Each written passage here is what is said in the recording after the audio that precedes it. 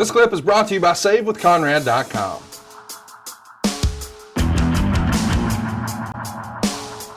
Let's talk about the Andre the Giant Battle Royal. I guess it's the Memorial Battle Royal. This was something that you guys basically invented the year before at WrestleMania 30. And we know that the Cesaro Superman, the Swiss Superman Cesaro, would actually win in 2014. But here in 2015, it's Big Show. Talk to me a little bit about the challenges of working a Royal Rumble, not a Royal Rumble, but a Battle Royal like this, because you and I've never really talked about it before, but it feels like a good idea on paper until you get in there and realize you may not have the space that you normally do. So there's a lot of forearms.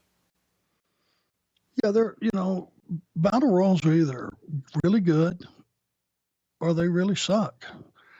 And it takes a lot of thought. And if you just have a ring full of people, and 4 guys with their butt in the corner, because they don't want to get stepped on or hit in the mouth or all that, it can really suck.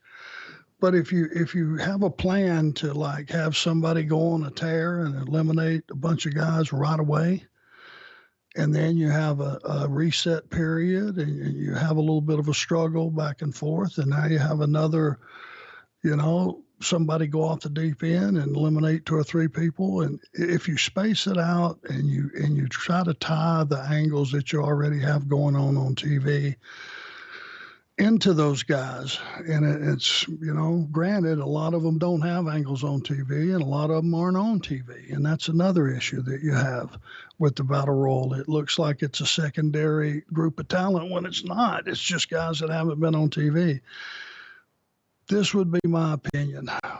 Why would anybody ever win that except Big Show? Right. I mean, that's sort of the obvious question. I mean, when the guy's that big and that strong, he ain't going out unless he wants to go out. He's a real giant. And I would go a step further and say, okay, Big Show starts, he wins the very first one, and he wins the second one, and now it's established he's the favorite. By the third one, whatever guy that you're trying to get hot that has not had a match on WrestleMania but you have plans for, let him be the next to last guy and make it look like one of those scenarios he's going to upset the giant and he gets eliminated anyway. But you made the guy because he almost got the giant out in a one-on-one situation. It ain't rocket science to figure out how to build guys within that battle royal, but the key has got to be, even though people say there's going to be those that say, well, it gets boring with Show winning every year. No, it doesn't. He's a giant. He should be winning. That's his match, above and beyond everybody.